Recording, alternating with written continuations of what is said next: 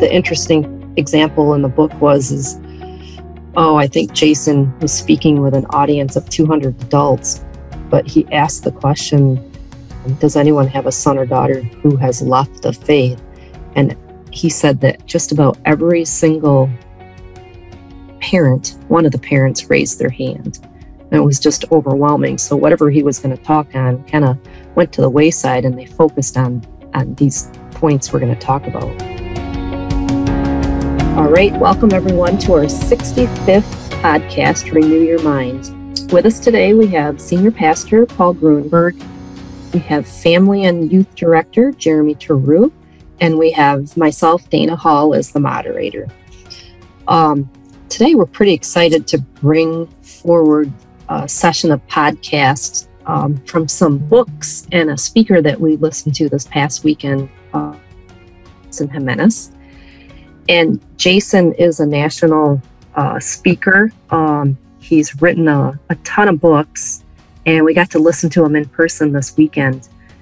And he gave us a lot of great tools to be able to share our faith. And the first book that we're going to talk about that he's written is called Abandoned Faith. And it's kind of interesting because we thought we wanted to do a book that he wrote on cancel culture.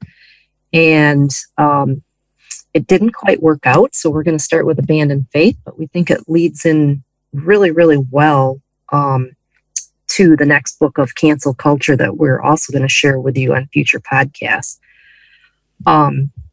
So I'm going to read a quote, and it's from Jason's introduction from Abandoned Faith. And then what we're going to do in this podcast is we're going to talk about a couple of key topics from each chapter. And what we're hoping that we can do as a group is entice you to want to read this book and, motivate you to follow this book. And the topic is, again, Abandoned Faith. So I'll kick it off and then we'll get started. So the quote from Jason Jimenez wrote it along with Alex McFarland. And the quote is, if you are desperate to learn about your millennial and you want to find a better and more powerful way to communicate with him or her, then this opportunity to help reinforce your responsibility to have a strong relationship with your adult child. And just to note, we think that these things that we're going to talk about are not only for adult children, but are really for anyone that's abandoned their faith over the past years.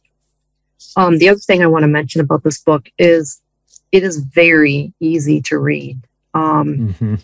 It has a ton of examples, which make it even more powerful. I mean, they're all true examples, but it's just very, very, don't be intimidated by the book, even though it looks like it's got a ton of pages.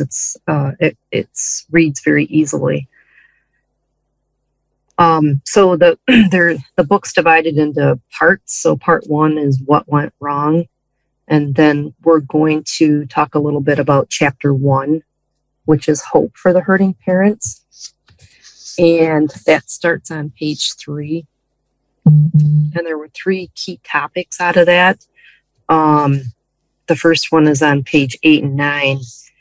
And the statement is if we're going to win millennials back to Christ, we first need to win the parents back to hope and healing. And the book talks about the guilt that parents feel that they were the cause of their child abandoning their faith. So step 1 is you first have to, as a parent, realize there's a lot of hope and there's a lot of healing to come. One of the things that we forget sometimes is the influence that we have on our children. And, the hope we have is for a future, but oftentimes we look back and regret, the things we didn't do or the things we didn't know. And just to speak into people's lives, let me say it this way, as I have worked with people in regard to their faith, we are coming from a place where faith was considered private. It was a matter between me and God. And I would take my kids to church, and the church would do their thing. And hopefully, by my good living, by my morals, my kids would grow up to be, I don't want to say like me, because we all have faults. We all have places where we fail in life. But we would hope that our kids would, in a sense, take after us by watching us. And one of the aspects in regard to the spiritual life is that because faith is a private matter, it doesn't get as easily passed on. What we do, what we say regarding God is more internalized. And so, it becomes by my example type of passing along faith, as opposed to having those kinds of conversations.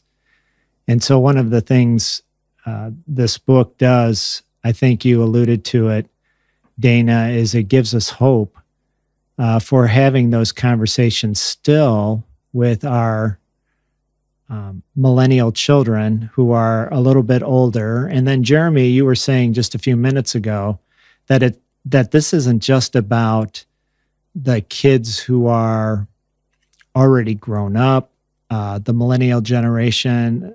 This can be about Generation Z or Gen Z, which are younger even still. Yeah, absolutely. So as Jason spoke over the weekend, and as I've gone through this book a bit, for me, having young children, 5 and under, I think it's very relevant to a family at that stage as well, such as my family, because you can see some of the reasons Jason lays out for millennials falling away from the faith. And with young children, we can prepare now in how we're engaging them and raising them such that, we minimize the chance of that happening. So I find it very relevant for parents with young children as well. Mm-hmm. Yeah, totally agree. And just to remind the listeners, the millennial age group is if the child was born anywhere between 1981 and 1996. That's pretty much the group that this book targets on. But again, like Jeremy just mentioned, there's so many other age groups that it's still applicable to. So again, point one is, even though, parents may have tons of regret, you have to let that go to be able to, there is hope. It doesn't matter, we have to look forward and not backwards. The interesting example in the book I think Jason was speaking with an audience of 200 adults, and he was going to speak on something. I don't remember exactly the topic, but he asked the question, does anyone have a son or daughter who has left the faith? And he said that just about every single parent, one of the parents raised their hand. And it was just overwhelming. So whatever he was going to talk on kind of went to the wayside, and they focused on these points we're going to talk about. So I guess going on to the next, the second topic or the second point of this chapter is it's the topic of fear. So it's on page 15, and the direction is, or the suggestion from the authors are, why won't you stop trying to fix your son or daughter and let God fix it and fix them instead? And the answer was fear. They were afraid to let God come in and help, help what maybe a parent might feel they messed up. Right. And there's another creepy little thing that slides in there is the fear is created because one of two things. We think we can fix them, rather than the second thing, trusting God to do what God wants to do already.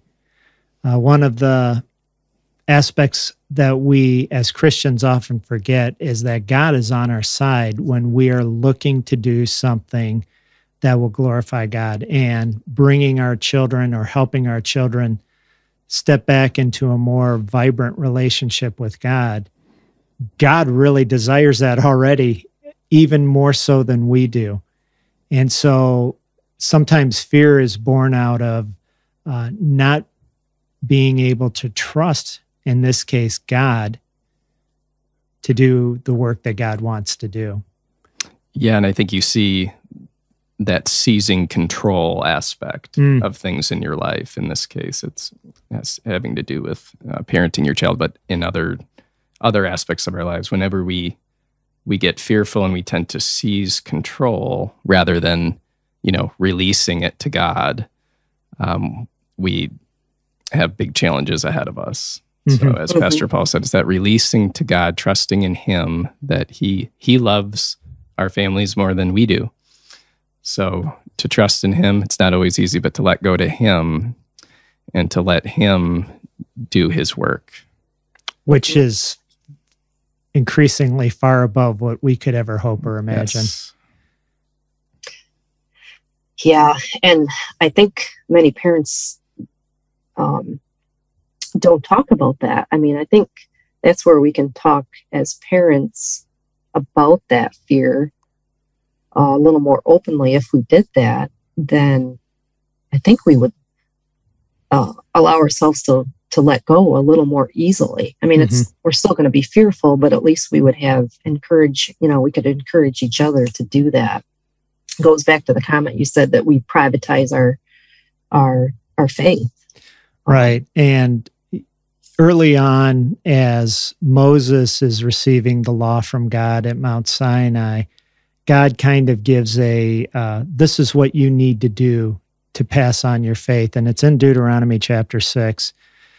And it says, "Hear, O Israel, the Lord our God, the Lord is one. Love the Lord your God with all your heart and with all your soul and with all your strength." Of course, it all begins with us loving God, knowing God, allowing God access to our lives.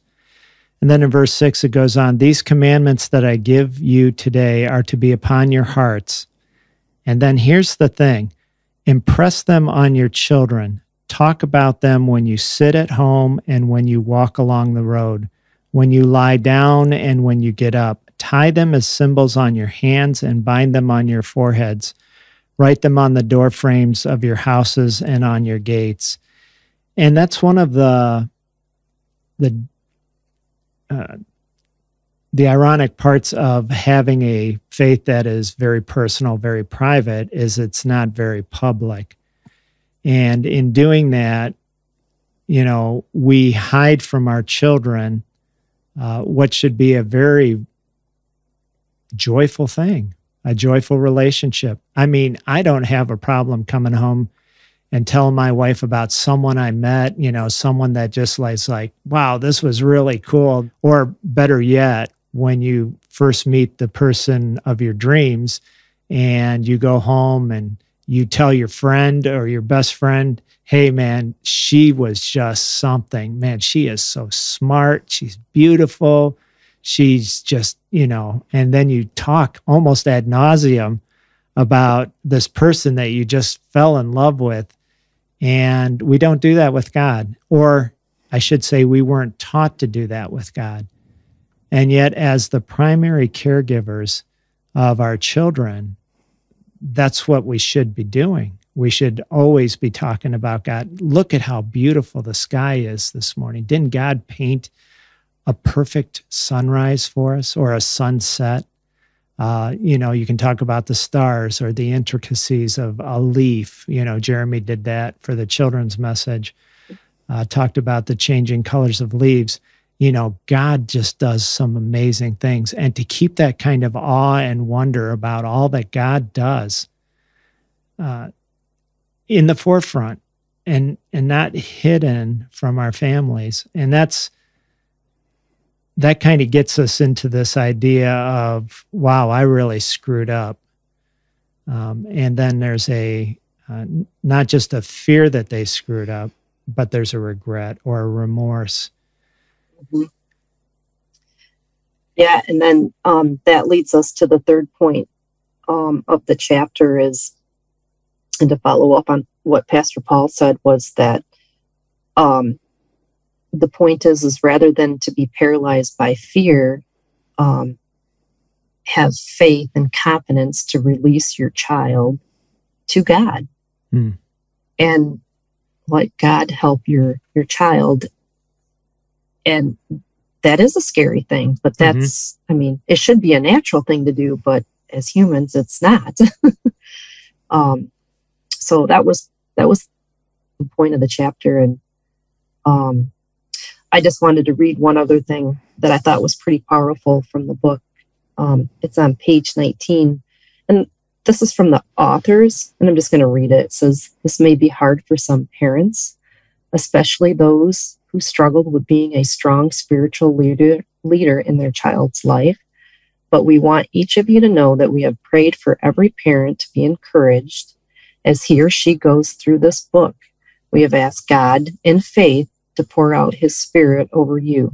We've asked him to give you the strength and encouragement needed to be the best steward of his grace to your family."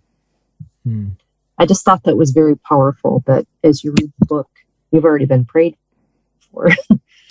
And that's wonderful. And we need to remember again that God is on our side. God is trying to help us to be the parents we need to be. So, Jeremy, you're looking ahead at raising your kids in the Lord. What do you take away from this kind of information that we've been sharing? Yeah, so Deuteronomy 6, which you just read from, I think what really strikes me as we've been talking about, I mean, that totally blows a hole in the notion of having a privatized faith. And we talked earlier about, okay, setting a good example, living a moral life, and that's good, as we should. But if that's separated from talking about the faith and explaining why we have those morals, okay, why do you tell the truth? Because I'm a follower of Christ, and having a personal relationship with Jesus leads me to tell the truth. So I'm in a good relationship with God and pleasing him. So I think our children need to see us living it out, but also know, why are we living that? You know, not just see that we're mostly good people, but why? Why are you making those choices? Why are you living that way? And it's because we're following Christ. And I love that. Yeah. And I love that, because I think because we don't verbalize that, so many people don't know. So the one thing we have to remember is that young parents are still the most influential people in a child's life. They watch us like sponges. If you remember the commercial, this was long ago, Jeremy, before your day. The father's walking down the gravel road, and he picks up a stone and he throws it, and his little, probably 4, maybe 5-year-old son standing next to him or walking with him, picks up a stone and whips it like his dad does. And I can't remember what the next thing is that happens, but then they sit down by a tree and his dad takes out a pack of cigarettes, and then the kid lifts out, and he takes a cigarette, and the kid lifts the cigarettes up as though, you know, he's following his dad. His dad is his biggest influence. And oftentimes in the spiritual realm, we feel like we fell really short. And I want to encourage you again, that there is, if you're still a mom or a dad, and you still have children, whether they're millennials or Gen Z or whatever they might be, you still have influence in their life. And the key would be for you is to begin to be more visible with your faith in God, and not to attack, not to question where your child is, but begin living a life of faith that is more readily seen. Have your Bible out next to your chair where you sit, or your reading chair, or where you watch TV. Have it open. Actually read it would be a good thing, because one of the points of information was that the parents weren't doing those things in a way that the children would know that they were doing them. Having bedtime prayers with your young kids is a great start, or devotions, those kinds of things. And then again, as Moses said, or as the Lord said to Moses, when you walk down the road, when you lie down, when you get up, tie these concepts of God as symbols on your hands and your forehead, and write them on the door frames of your homes. That's an all-encompassing day, and the kids will pick it up, and they pick up every other thing from us too, right? You let a word go, and all of a sudden they're repeating that word over and over and over again. Yep, I've been there. Yep. We all have. For better and worse. That's right. For sure. So you're still the most important person in that child's life, although there are other influences now. Yeah, and you can pick up right where you're at today. Mm-hmm. So. All right. Well, I think with that, I'm going to wrap it up. Just a reminder, we're located, we come to you from the First United Methodist Church of Gaylord, and we're located on 215 South Center Street in Gaylord, Michigan. We have a traditional worship service at 9 a.m. and a contemporary at 10:45 a.m. And you can come in person. We'd love to have you in person, or you can watch via Facebook or YouTube. And our next podcast will be on the next chapter in Abandoned Faith. So thanks, everybody, for joining us. Have a great day.